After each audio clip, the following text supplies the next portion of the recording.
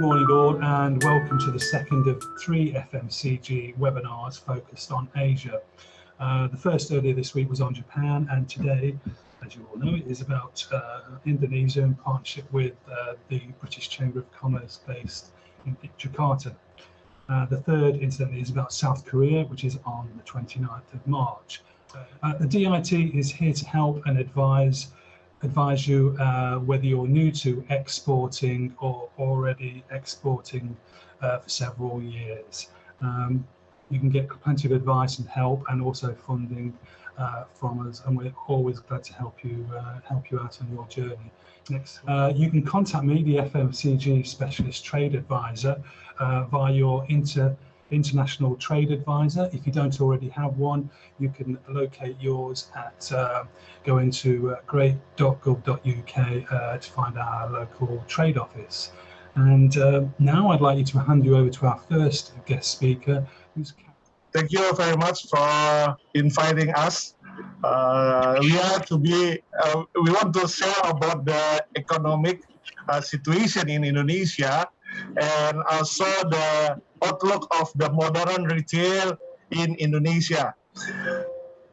So before I start, I would like to introduce myself. My name is Roy Nicholas Mandey. I'm to be as chairman of the Indonesia retailer, and right now in Indonesia we are to be as a leading association for the retail, because we have the branches among the nationwide, from the West Indonesia and going to the East Indonesia.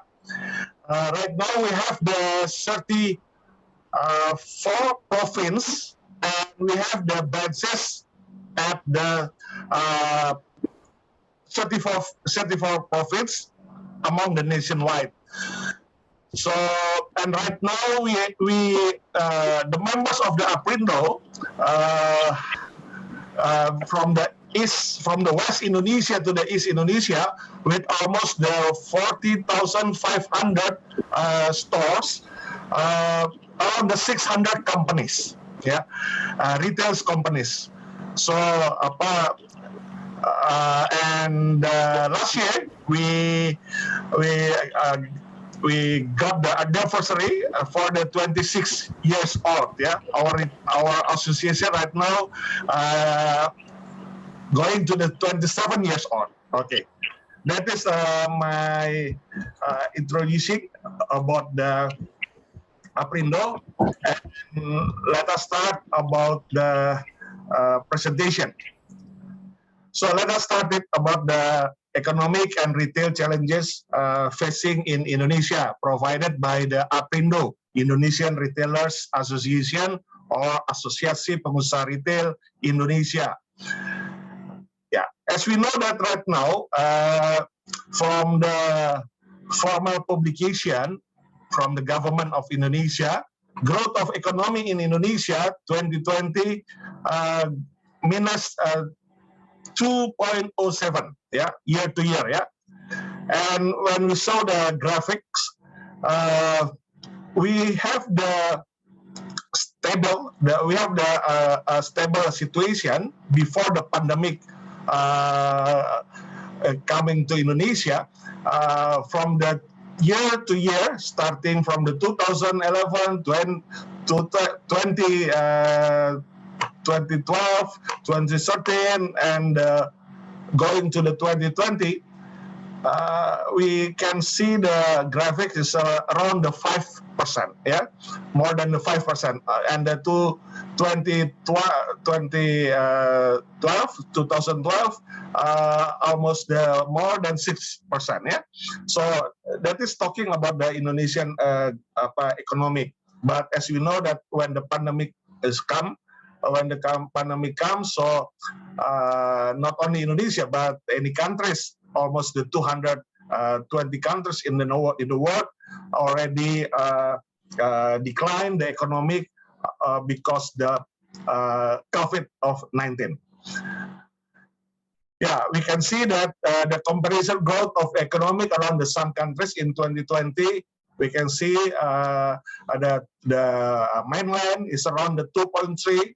They are almost going to the positive, but some countries such as the State and the Singapore and the South Korea, Vietnam, and Hong Kong, the European Union, we can see that the growth of economy is not good, but we are struggling about the situation. And Indonesia, almost the minus 2.1. How can the Indonesia more better than the other countries? Because in Indonesia, we are the consumption country. We are not the exporters country. And as a emerging country, so we are as to be as a developing countries, we are to be as a consumption countries. So with our huge population, almost the 271 population, so too many things for providing the consumption. So every resident, every in the any city should take the consumption for their primary needs and the secondary needs. So this is the opportunity, the benefit of the Indonesia right now, because we are the consumption country. And talking about the stability of the domestic brutto, product domestic brutto per capita from the 2018 to the 2020, from year to year, our value of the per capita income, in rupiah is around a year is around 56 million, 59 million, and 56 million at the pandemic era. And the value in the US dollar is around 3,000. At the rest of the last year is around almost the 4,000. That is the situation of the incoming for per capita. So the government of Indonesia have already recovery program budget to deal with the health, social protection, and the support of the UMKM atau small medium enterprise, and also the business world and the local governments. Especially there are some sector to make the recovery and to have the situation among the during the pandemic era, especially for the social protection, business incentive, corporate financing, sectoral regional government, small medium enterprise, and healthy. This is the value of the each sector. So that is the we can show the commitment of the government to have the any sectors, business and the social already proof, and we are surviving during the pandemic era. National economic recovery on social protection beneficiaries. Some of the situation like the conditional cash transfer. This is giving to the poor people. Basic foods card, electricity subsidy, and basic food support, cash transfer outside of the capital, non-Jabodetabek, and cash transfer, and the rest of the situation. We can see the government always make it the situation in the pandemic era going to be better, because as we know that our government wants to always have the population of the Indonesia and any sectors in Indonesia. The budget is around 695.2 trillion. So spreading with the any kind of the sector, social sector, and the business sector. Yeah. Macro assumption in the 2021 economic growth, some of the financial surveyors, as the some data from the World Bank and the IMF and so on, around the 4.5 to the 5.0, but our budget is a 5.0. Yeah, inflation is around the 3.0. Yeah, exchange rate from the rupiah versus the US dollar is around the 40,600 rupiah in the $1. And the government bond and the oil price, this is the projection for the 2021 of the macroeconomics. And for the prediction and the target in development target and indicator for the unemployment rate, yeah, as we know that we have to the fourth population, biggest in the world. So we have to think about the government is a very hard thing about for the employment. So we want to decrease about the unemployment. So this is the budget, this is the target, and the poverty level, yeah, and the Gini ratio, human development index, and so on. So this is the assumption and the development target in 2021.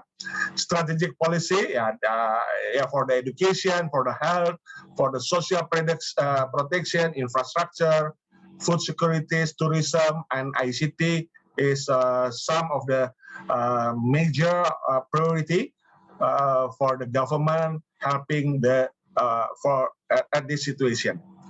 So we have the also at the last year, the government declared about the Omnibus Law. This is the opportunity for the investor, for the domestic investor, and also the foreign investor. Omnibus Law priority sectors was provide for the relaxation for the taxes, creating for the job creation, and also the financial sector.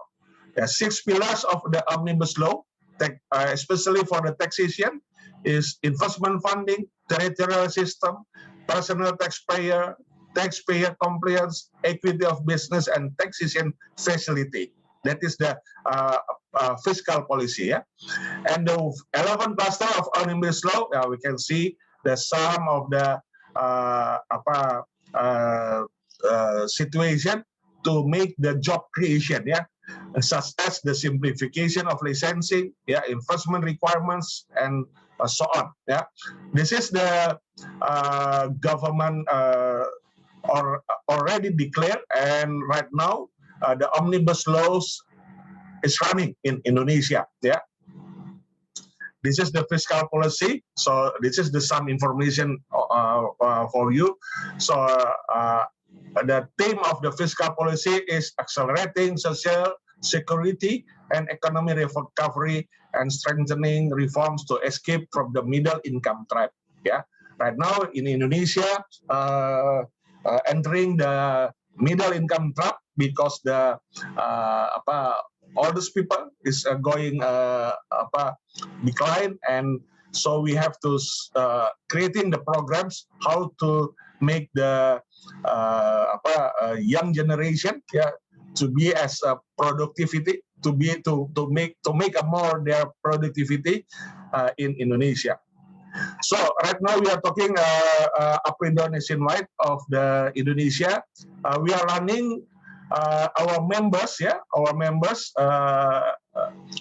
in retail Indonesia, such as the hypermarkets, yeah, supermarket, minimarket, yeah, convenience, or the, yeah, such as the minimarket too in Indonesia, we call it the minimarket, same with the convenience store. The wholesaler, yeah, who sell the product for the seller, for the traditional seller, we call it the grosir in Indonesia, Indonesian bahasa. So this is the wholesaler, and the tenant mall tenants, yeah, such as the department store, specialty store, or brand store. Yeah, this is the some logos for the members of Aprindo already developing and existing in Indonesia. So this is the map of the spreading of the member of the Aprindo from the West Indonesia going to the East Indonesia. Yeah, that is some cities, many cities among the nationwide, almost the 70,500 island with the 271 population. So modern retail penetration still has huge potential in Indonesia. Why? Because the penetration of stores per 1 million population.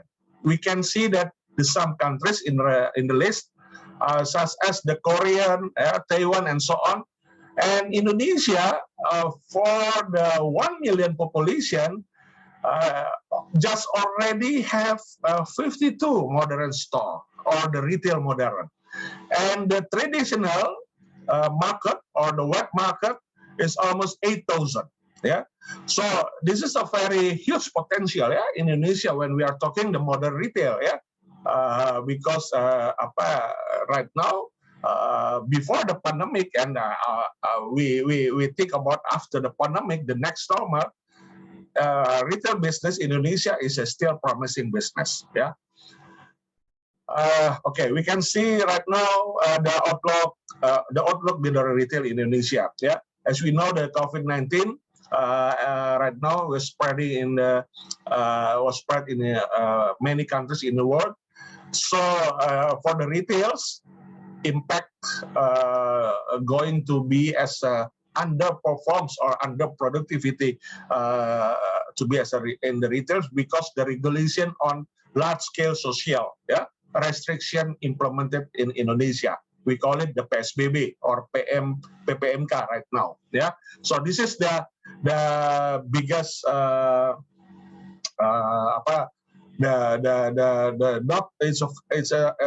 it could be make it difficult to us to make improving or make it performs to our business retail in Indonesia. Okay. This is the global from the data from the Global Retail Development Index was surveyed by the Make Ethical Day. So at the 2019, before the pandemic, Indonesia was in the position of the 5th rank, the rank of 5th, yeah, after the China, India, and so on. So with the market cap, almost the 396 billion US dollar, yeah, the market cap of the national retail sales. So we think that is a very promising business for the retail modern in Indonesia, yeah. Roy, apologies to interrupt. We have 2 more minutes for the presentation. Thank you. I will quick. Okay, this is the growth of the economic from the island to island. So we can see that some of the islands still positively. So this is the situation of the incoming customer to the retail modern. So after the pandemic, we can show the graphic is a decline and till right now because the pandemic still going up. But at the February, start of February, right now is going down. Yeah, we hope that we can pass over from the pandemic. So this is the general trade and modern trade comparison. The mini market still going up. Yeah, 4.8. This is survey came from the IC Nielsen. And the hyper supermarket, because they are running with the 5,000 square meters, 6,000 square meter, they are going to the decline. Yeah, the mini market in Indonesia around the 60 or 80 square meter, and the trade, general trade, the wet market is going to the minus 12.4. So I think that is some resume. The opportunity in a modern retail sector in Indonesia because we have a large population, yeah, promising country to serve consumption for the population, wider island, yeah, almost the 70,000, many various product and services could provide it, and ease of doing businesses and legal certainty. This is the important. already implemented for welcoming investment through the Omnibus Law for new expansion, new market, and for the big opportunity. Yeah, this is the picture, the photos from our retailers, mini market, local retailers going to the foreigner, going to the Philippines, and the December 2020, they already have the 1,000 store. This is the we are proud for our members going right now to the another country. Okay, thank you very much. That is our presentation. Hi everyone, my name is Caroline. I'm from PT Roswell Mitra Perkasa. Thank you, Bichem, for having me as one of the speakers in today's talk. And today I'd like to discuss on opportunity in retail sector in Indonesia, particularly in challenges and the regulation. Next slide. So let me explain a little bit about PT Roswell Mitra Perkasa. We are an import and distribution company, particularly in baby, kids, and electronic industry. I acquired the company when it went bankrupt 4 years ago, and currently we distribute and become official distributor for several brands from USA, South Korea, Austria, and Germany. So Indonesia is undoubtedly the most attractive country in Southeast Asia. We have around 270 million people, and like what Pak Roy mentioned, the government is trying to lower unemployment rate and to better the economy.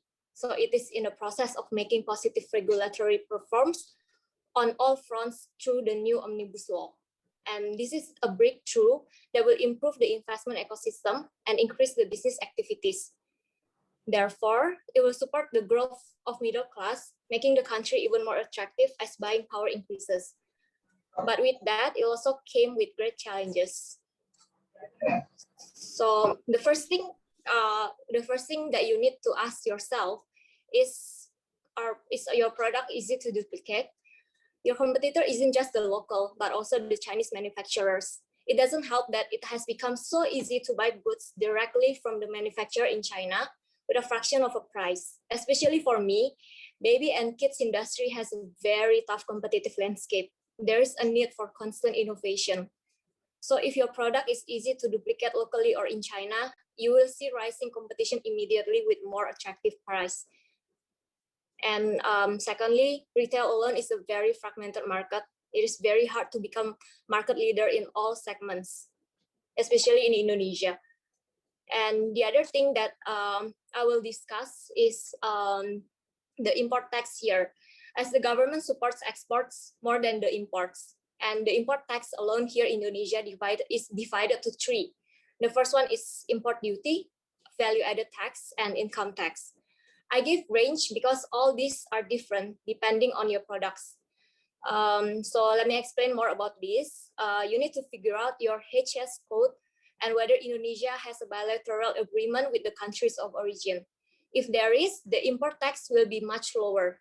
For example, let's say if I import a baby chair from China with HS code 12345. And because Indonesia and China has a bilateral agreement for this particular HS code, I can apply Form A to reduce the import duty from 20% to 5%. So that is very helpful for us. And usually, due to the Indonesia higher import tax, and we need to apply SNI certificates, manufacturers or companies from overseas would need to give us a special price compared to the other Southeast Asia country. So this way we can keep the price competitive. So let us talk about partnership now. As a distributor in Indonesia, usually we look for flexibility because we live in a world where nothing stays the same for too long. There is always a new process, challenges, developments to contend with. And you're going to find curveballs coming your way. And we need the assurance that you will adapt to the situation and to the demand of market in Indonesia. So we really look for your flexibility as well as a company to keep on changing according to the demand in Indonesia. And secondly, in terms of payment terms, we usually have a 30 to 70% or 50 to 50% agreement, meaning we pay 30 or 40 or 50% upfront and the rest when the container arrives. Why do we do this? This is to adjust for discrepancy between order quantity and the amount we receive. The next thing is dynamic industry. So I have a story that happened to me a few years back. I was in a baby expo in China, and someone actually told me that these manufacturers might be driving a Bentley today, and they might be driving a bicycle the next year. That is how fast the market is changing. Thus, we need you to constantly innovate, and we cannot just stop there and just be stuck in one product, especially now that as you can see, especially in baby industry, it is very cutthroat and you need to be agile. And aside from the higher tax that we have to pay as a distributor, we also have to give 30 to 47.5% margin to department stores or modern market. So in setting the margin, you need to calculate our side. You need to calculate so that your partner in Indonesia will still be able to strive. Let's discuss the needs from your perspective. In order to find a partner in Indonesia, you need to identify your product size. If it is huge, you definitely need a distributor with a warehouse.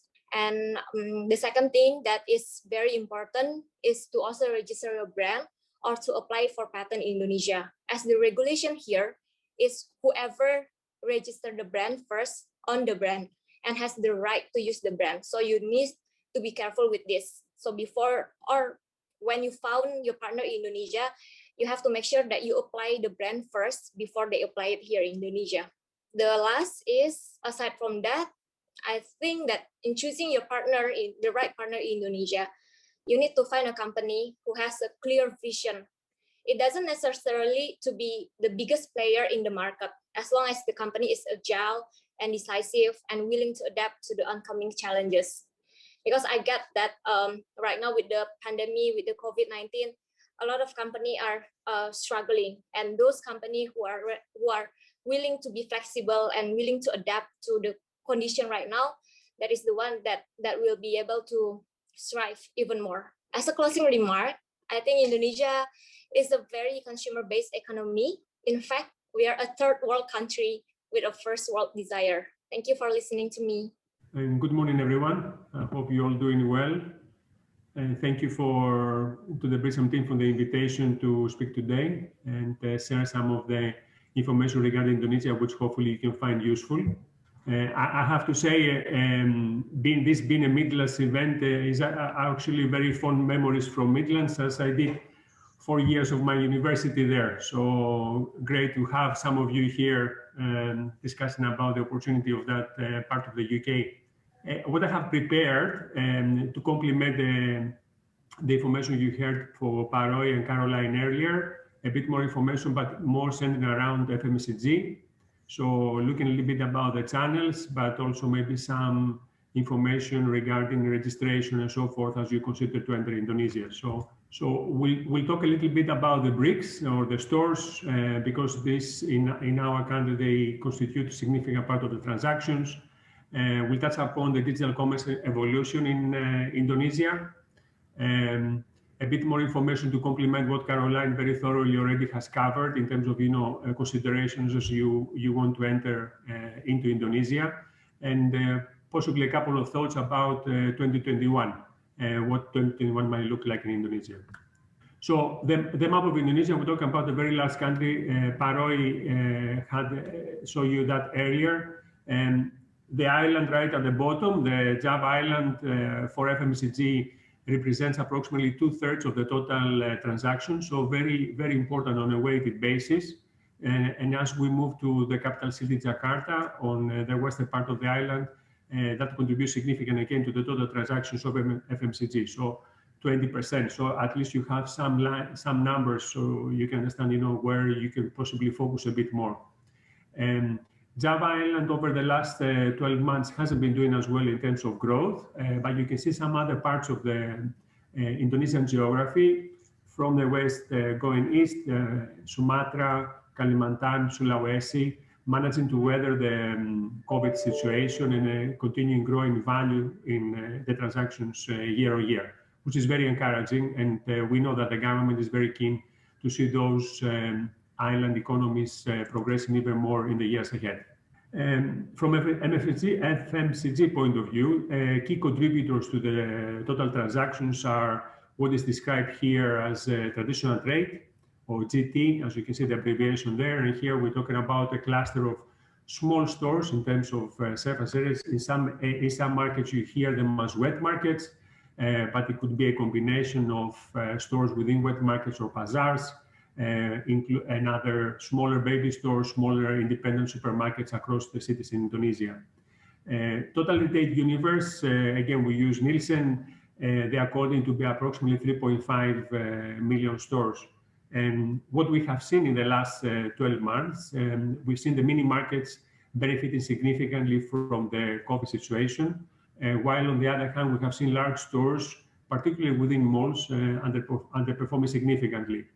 So based on Nielsen, their estimate is that the mini markets, which is mainly driven by the two national accounts I'll show you on the following slide, account for approximately 40% of the total transactions, while the general trade, which is quite fragmented with a very high numerical, they will contribute approximately 45%. That may vary from category to category and may vary from company to company, depending on how well they have progressed their route to market in terms of traditional trade.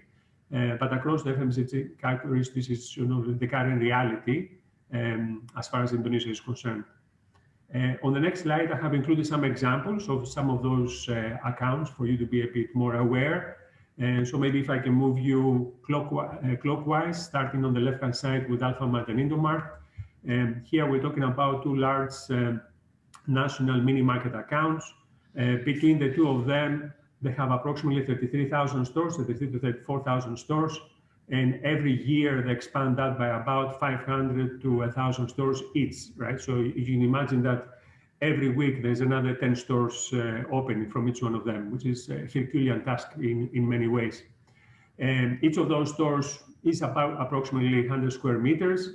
And what you usually find within the stores is mainly food, personal care, and home care categories. And it's quite, from an investment point of view, you really need to be to have done your business case quite well to enter. Besides listing fees that you need to pay for the SKU that you want to introduce, they are very keen for the SKUs to be maintaining a minimum value sales every month. So what is called here as a threshold. And you can understand the logic is that the space is finite, and therefore every SKU that is there needs to be performing, selling now to generating margins for the retailer and of course the company as well. And as the mini markets have been expanding, they are doing that possibly at the expense of the traditional trade. So you see in some areas where you see more and more of the mini markets being there, the traditional trade sales will be diminishing to a certain extent. Moving to another account, which is Lion Super Indo. This is one of the possibly better performing accounts in the time of 2020 during the COVID period. Is a national supermarket chain. Majority of their stores are located outside malls, and that was quite important and beneficial for them during this period, as either the malls were closed, I think as Paroi mentioned earlier, or even consumers and shoppers found visiting those stores in the malls as unsafe. So the places outside the malls were benefiting, and that is one of them. And they are connected with Ahold de Heizer from Netherlands, in approximately 188 stores in 2020, and planning to expand that by about 15 in 2021. And I say well-run account and well-run company here, and continue to grow well year on year. I have also included an example of pharmacy, which is more about health and beauty. This is Guardian. They're usually located within the malls and much more premium pricing versus some of the other peers. Approximately 314 stores in 2020, much smaller size, even smaller than the mini market.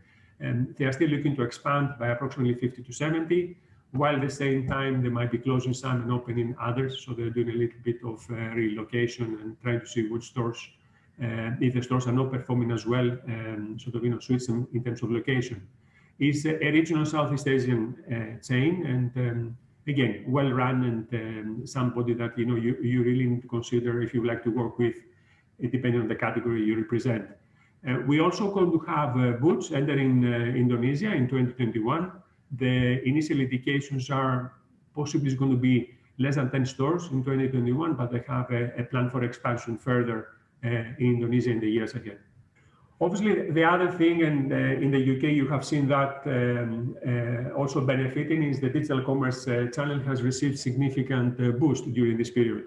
And people, were able to place their orders without having to compromise their personal safety and health. The digital commerce channel in Indonesia is mainly represented by pure play operators. And some of the chains here are possibly not so known in the UK or other parts of Europe and the US. Leading, as we'll show you on the slide, we have representation of Shopee, Tokopedia, which are more prominent digital commerce operators. But you also see an increasing interest from retailers to operate their .com site. You already have that in the UK, if I can use example of Tesco.com. But this is still quite different on our side, so that's something where they want to invest more. You have some more specialized operators in terms of digital commerce in the likes of Orami and Lila. So again, depending on the category you want to introduce to Indonesia, these are maybe some of the people you want to consider. The D2C is still quite more infant, I would say, of the lot. People are still looking to partner with the pure play platforms before they invest significantly in their own digital commerce assets. On the next slide, we have some data just to highlight to you sort of, what sort of traffic some of these platforms experience on a monthly basis. This is data late 2020. You can see there the two most visited platforms is Shopee and Tokopedia. Based on the data we have, is the case upwards of 150 million people per month. So, massive visiting in that respect. And followed by Bukalapak, Lazada, with about 30-40 million people, 30-40 million visits per month. So the digital commerce is continuing growing significantly. And on the next slide, we'll just give you an indication of the interest the platforms attract. Marcia, if you can help me. So if we can just look at at least our understanding on the investors in these platforms, significant presence from China, significant presence from Singapore, and you can see even the same investor potentially investing in more than one platform. So this is something that is growing quite well. It has grown exponentially. As I said, the COVID situation helped to a certain extent. Depending on the category, digital commerce is still quite a small contributor to the total retail transactions. For FMCG, Nielsen estimates to be 1%. Maybe it will be more than that from our own personal experience and talking to some of the platforms. Possibly not more than 10%. But again, in some categories, it might be double digit and a much bigger double digit percentage of their total transactions. So a couple of more slides to close the presentation today and then move on to some questions. Marcia, a little bit about importing FMCG to Indonesia. So I think Caroline here earlier slides indicated to you the importance of the partner you select here and how to be clear. In terms of FMCG, possibly the bit I would like to highlight to you is under the column of product registration, where here there is some documents required from the manufacturing side, assuming this manufacturing side will be in the UK, e.g. certificate of free sale or the GMP that will be issued by the relevant authorities there. And then depending on whether the category is a cosmetic category, then you need to get registration with BPOM. If it is not, then we might be able to get it with the Ministry of Health when it comes to household or some of the other categories. The other important legislation that is coming through is the halal. And halal, there has been a lot of work in the last few years. The current status is that the cosmetic industry will move to all halal from 2026, and for the household will be from 2028. Having said that, a number of people, including our company, we have already moved ahead. So you'll find more and more of the brands and the products in the marketplace being halal. And implications will be, as we understand it at this moment in time, there will be an element of penalty if you're not complying with halal by that time, and then segregation in terms of the stores, within the store. So it will be possibly placed in a different place to the normal category display area. And when it comes to labeling of the things, I think some of the obvious things that they need to be included and considered is the local language. So this is Bahasa Indonesia, and then indications of expiry date, batch number. And I have included expiry date because in some of the European manufacturing, we actually don't have expiry date, right? It's from 12 months or 24 months from opening of the bottle, and that is acceptable within the EU legislation. But in Indonesia, you need to have expiry date and possibly adjust a little bit at the end of the manufacturing line in order to comply with that. Finally, I think just Marcia on the next slide, just to close off some thoughts about 2021. From my end, the belief is that the Indonesian economy is projected to bounce back in 2021. And I think the demographics, 270 million people, are very strong. It remains a very attractive and competitive market. As Roy showed you, with the help of the government, the GDP drop was single digits, 2%. And the interest of people in Indonesia is maintained, and people want to come and work here and invest in the country. The vaccination program has commenced, and we obviously, as every other country of the world, has some challenges accessing the vaccines. So I think that, together with the size of the population here and the geographical spread, will make it a challenging task for Indonesia, but it's the commitment for the government and all the other authorities is evident. Why I'm saying all that? Because potentially we are going to keep some mobility restrictions for part of 2021 or the larger part of 2021, and that might not allow the categories to grow as well as they will normally grow.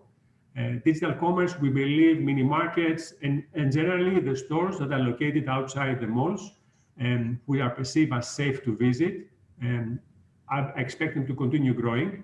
And I believe out of the lot, we'll continue seeing digital commerce growing. I mean, we have the young demographic. We've seen the investment that's been taking place by foreign companies into the platforms here. And we have, at least in the key cities, effective last mile delivery, which is usually done through motorbikes, and financial products, the e-wallets and so forth that have developed quite a lot in the last few years. I believe this will continue helping digital commerce grow in Indonesia, and possibly remains the most attractive channel of the lot, and one possibly some people could consider as part of their entry in order to test their brand, in order to test their product at a relatively low cost. So thank you for listening to me, and Marcia, I'll hand back over to you. Thank you. Great. I'd first of all really like to begin by thanking Roy, Caroline, and Dimitris, just in the order that they presented. I think they covered an enormous amount of ground in about 35 minutes between them. And it's the sort of ground that if you ever got stuck into any actual research data, would probably take you considerably longer to wade through. An interesting point, it was there again in Dimitris' last slide, and I'm minded of this because of it was in Roy's, one of his first slides, Pat Roy, and that is that Indonesia has for a long time, many years, been at 5.5% growth, just down 2%. And I think what the world fails to appreciate is the impact that the speed with which a country can really come back on a V-shaped recovery when the best part of 60% of GDP is actually domestically driven. And that is the situation Indonesia is in, to such an extent that actually the estimate now for Indonesia entering the top 10 of the world GDP has come forward in time, because those countries that are number 11 onwards up to Indonesia are predicted not to recover as fast, and proportionally Indonesia will grow to a greater degree. So that's just a point from me. Everything is in the doldrums, the world is in the doldrums. However, we do expect a considerable bounce back. Some very interesting points. I love that slide, Caroline, about flexibility, terms, innovation, margin, very to the point, to the extent perhaps people don't get in a direct video conference with with a prospective distributor or retailer. But Caroline, I wonder if I could just ask you to drill a little bit deeper, be a little bit more granular with us on this word flexibility. What exactly do you mean? I feel like if the world is changing really fast, especially right now we are living in a technology and as a distributor here in Indonesia, I feel like I really look for flexibility in a company because I work with few brands overseas, and I saw some of the companies that are not willing to change, and they feel like, okay, during this COVID-19, this pandemic, they don't do anything else. They just feel like this is the situation right now, and they cannot do anything about it. But the other company that I work for, the other company that I work together with, they are driven to keep on changing, keep on innovating. Even though we are in this situation, they they are pretty flexible to change whatever they have, and strive to make sales, strive to be better. Okay. And I just feel like they are going to you are going to find curveballs coming your way anyway. So we need the assurance as a distributor that you will adapt to the situation and to the demand of the market. Okay. Sorry, Karen, I didn't mean to put you on the spot with that question, and I think the way you've answered it, it's getting very, very close to the other words you've used: innovation, agility. One thing I know that we have had an considerable experience of with a number of companies in supporting them with their market access is that, and I think you alluded to this, this is the way we do it in other countries, and therefore this is the way it has to be in Indonesia, right? That approach will rarely work. And allied to that, I believe really what you're saying is, look, your distributor becomes your expertise. You need to listen to them. Yeah. Exactly. And if they demand tweaking this or tweaking that, then you really should listen, or risk the relationship and risk losing the opportunity. Is that a fair comment, Caroline? Yeah.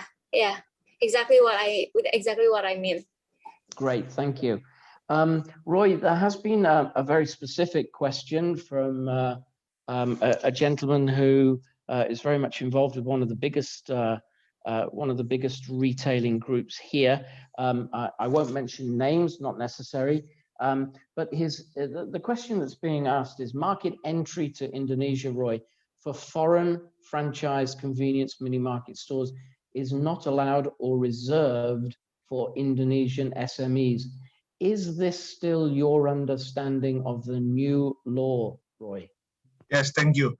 According to the new regulation of we call it the regulation from the government, PP, Peraturan Pemerintah, or the regulation of the government, number 29, was declared at the 6th February, the last month. Right now, the mini market, I mean that the foreigner retailer who wants to come in Indonesia to open such as the retailer, so they have to establish at the malls. Yeah, establish at the malls. The declare of the government regulation does not give the permit for the foreigner market as to be as retailers, such as the mini market or the supermarket, going to the outside of the malls. So that is the new regulation. We call it at the Omnibus Law. Yeah, was declared at the 6th February. So it means that when you want to enter the market in Indonesia, it's important things how to make some acquisition with the local retailers or the national retailers, has to be as a one partnership, and will run the business of retail or any kind of your plan of the open the retails in Indonesia. Yeah, that is the situation right now. From the newest regulation from the government to giving the opportunities for the foreigner who wants to be open the retail in Indonesia. They could open at the malls and when wants to stand alone, have to acquisition with the collaboration with the local retailer, local partner. Yeah. Okay, thanks, Roy. I think that's quite clear. And just for people who are unfamiliar with Indonesia, there are some still vestiges from years gone by of fairly archaic laws that are little by little being dismantled. The Omnibus Law that Roy mentioned is probably the most significant part of a reformation program that Caroline referred to of government. So things are getting easier. Usually there are legal ways to be able to do what you want to do in Indonesia, provided you have the right levels of trust and due diligence done with the partners that you plan to work with. Yes. So that's probably the most important thing. It's probably the most important, yeah, it can be done, it can be structured, but with great care, and make sure you know who you're working with as well. Okay, thank you very much for that, Roy. I wonder if I could get a general feel from the panel. We've only got a few minutes, but perhaps Dimitris first. Obviously, things have changed. Jakarta, in particular, is dominated by malls when it comes to shopping, particularly for imported goods, which are less likely to be outside malls, not exclusively, but less likely to be outside malls. Dimitris, what is your sense of the change in terms of how retailers are going to approach the physical space that they've hitherto been racing and competing with each other, let's face it, to get prime spots in the malls as they go up. And of course, you know, now revenues have been hit, footfall hasn't been there, and people are hurting. What do you see happening or changing in the mall culture? Or do you think it'll just gradually, little by little by little, return to where it was? Dimitris first, yeah? I think in the short term, people are looking for seeing the success of some of the other accounts or some of the other competitors, are possibly looking for space closer to residential areas, more accessible, easier for people to access, or at least perceived to be safe, as I mentioned earlier. So that we try to find some of those locations, and possibly close some of their stores within the malls in the short term in order to keep their sort of cost effect. And it's hard to tell what will be, right? So vaccination is happening. People at some stage will start feeling safe.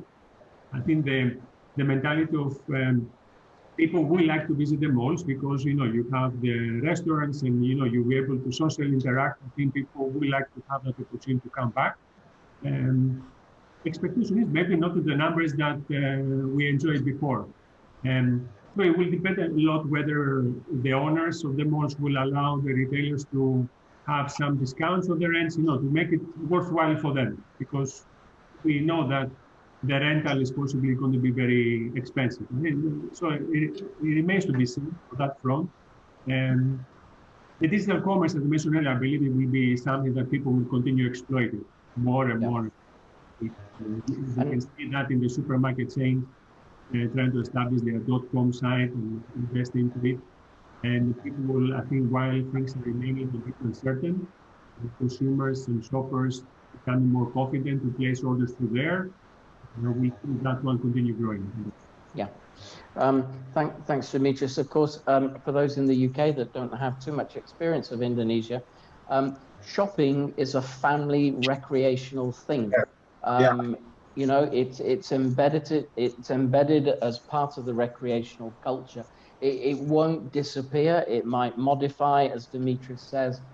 It could well localize a little bit more, people travel less to go to places, and almost certainly the owners of the malls and the management agencies are going to have to take a much more creative approach to keep the space of interest to Indonesians to come. Any quick point you'd like to add, maybe, Roy? Yeah, okay. According about the situation, actually from the updated from the malls association, yeah, we call it the another association from Aprindo. Right now the mall is going to the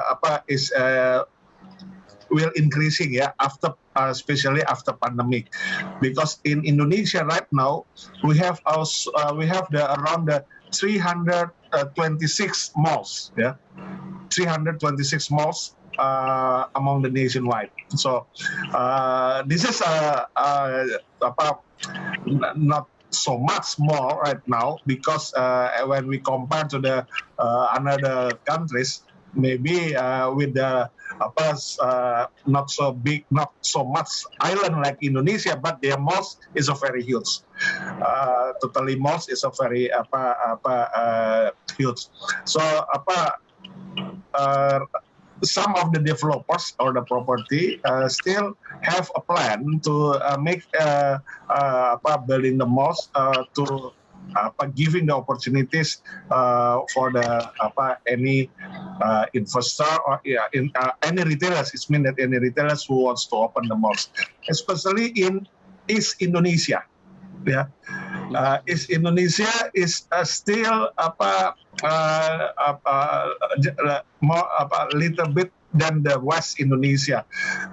We are talking, but the cash money is promising in the East Indonesia, because they have in East Indonesia is the most popular island for the nickel, for the forestry, for the fishery, and any kind of the industrial. Yeah? So much of the people have the cash already in their hand to buy anything in the retail which open to the at this, their city. So I think that's no worries about these things after pandemic pass over. So the business of the malls and retail will recovery with speedily.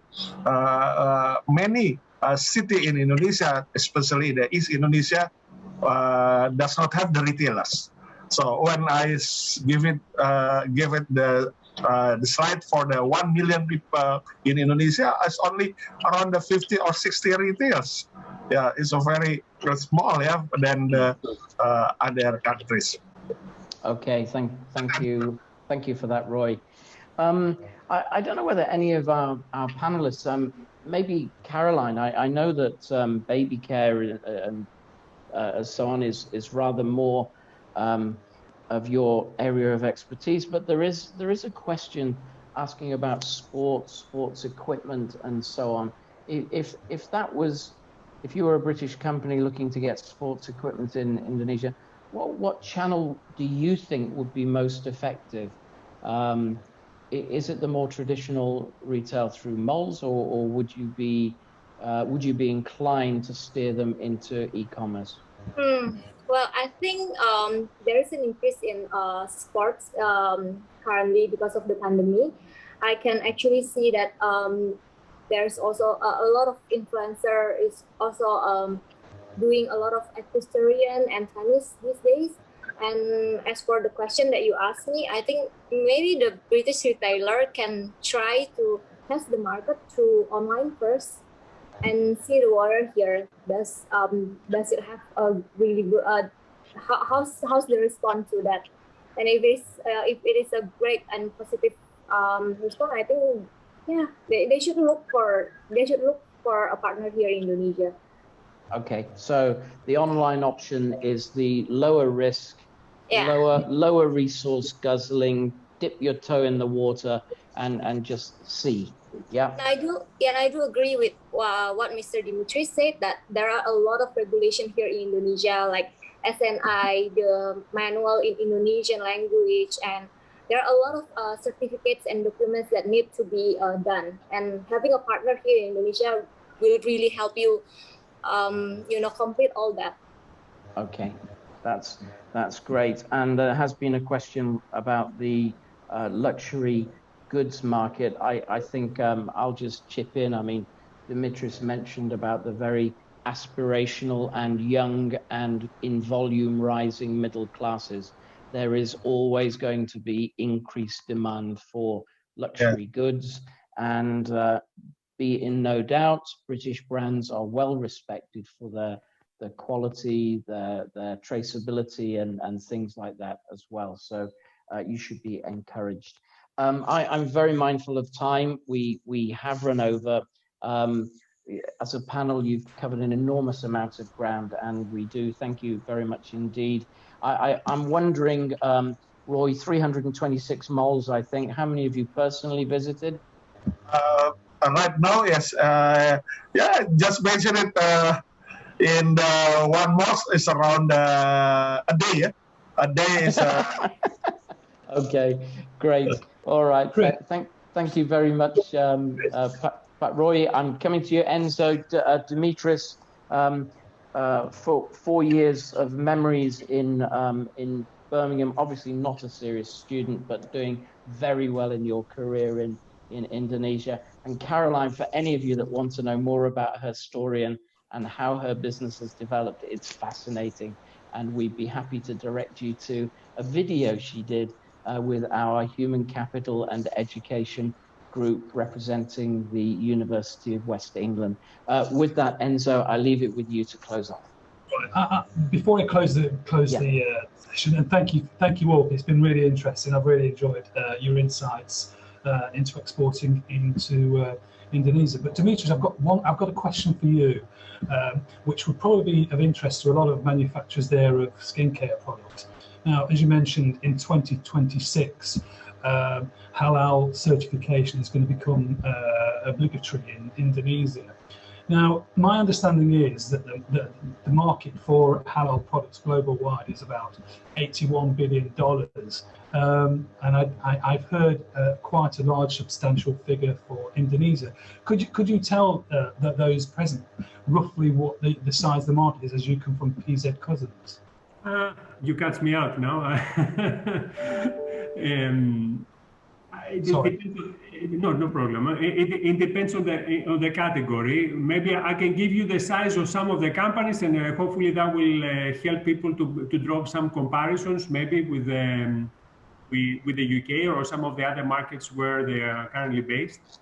So I won't speak about my company because we are not publishing the results of Indonesia, but I can tell you about Unilever. It's a public listed company in Indonesia, and they're publishing the results here, including food and without food.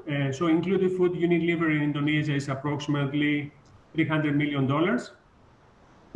And without food, my guess is approximately, roughly right, $200 million. They are very big in personal care, body care, and so forth. So in one of the charts, the FMCG categories that Nielsen is compiling, we're talking about 18 billion sterling. I think the size of the price, because of the size of the market, is very big. Even if you, let's say for a second, you park the halal area, it makes it worthwhile. It makes it worthwhile from a top line point of view, it makes it worthwhile from a margin point of view. But equally so, is extremely competitive. You have international companies, you have well-respected and well-organized local companies, and you have well-respected, well-organized regional companies, maybe out of Korea or maybe out of Japan. So it's extremely competitive. So people have the opportunity and then identify possibly what they believe is going to win, based on the insights they can generate, and then be very consistent at it. And so that will be my request, right? Because it may not happen overnight. You might use digital commerce to test it, and you might get some good positive responses back, but remain consistent because Indonesia is worth it, right? The size of the category is big enough, so it's worth it, but you need to be consistent and then pick your battles in a way as you go along. A lot of money. It's a very big size categories. I mean, that should not worry anyone. That's fine. I mean, that kind of. I did not answer straight your question. I did not answer straight your question. I'm sorry for that. No, it's just that, you know, if businesses that do cosmetics and skincare need to will need to invest in certification, so that, you know, the size of the prize is well worth going for within the Indonesian market. That's what I was trying to put across. So thank you for that, and thanks, Chris. I mean, it's been great. I've really enjoyed it. Thank you again, Dimitris and Caroline and Roy. So if I may just, Enzo, to close, just to remind people that actually behind all the successful SMEs that have been coming into Indonesia in the retail space over the last 8 years, their hand has been held in the earlier stages by Britcham. They have been guided to Britcham usually by somebody like yourself, Enzo. We've taken them on a journey of discovery. We've done some bespoke work, and we've helped them mitigate much of the risk of perhaps getting the attention of the wrong type of partner, and more likely getting the attention of the right type of partner. And I'm not sure what the protocols are for your companies on this particular call and their follow-up, but we'd be delighted to take things forward. Thank you. May I 1 minute to give some suggestion? Yeah, go on then. Yeah, okay, Mr. Chris. So I think that because right now the government wants to improving the small medium enterprise, as we know that. So with the Aprindo, we can collaborate it with the Britcham. Yeah, if you have some programs, how to make it happen to how to make it the small medium enterprise in the retailers going not only in Indonesia but going developing to the your country, yeah. To England and so on, and the European Union and so on. So it's mean that if it is when we make it these things, I can invited the Ministry of Trade, the Trade Minister, to make it launching about the collaboration about the Britcham and the Aprindo, how to make it the famous small medium enterprise with the doing the best correlation, so the selected small medium enterprise in the retailers. So and we make it concrete, make it happen to take the heart of the government. Yeah? It means that to take the heart of the government because the Britcham also caring about the small medium enterprise and with the retailers, with the local retailers in Aprindo, some of the small medium enterprise could exported good export to the England and so on. So after that, yeah, we can talk to two-way. Not only from the small and medium enterprise from Indonesian retailers, but also from the England too. Yeah, how to make it two ways trading. So that is the good opportunity and the good image for the some of the one collaboration business to business, yeah, not only G2G but B2B, also make it happen to the small medium enterprise in Indonesia. Roy, absolutely, we'll hit you up on that, and I knew I could rely on you to introduce the traditional Indonesian win-win scenario. Yeah. Thanks. Thank you very much, Roy. Thank you to Enzo, to all your guest companies that have joined today, to Dimitris, representing not just his own company, but also the Britcham board as well, and to Caroline, anybody interested in baby care, infant stuff, you have already got the direct route in there. Thank you, Caroline. Thank you for having me.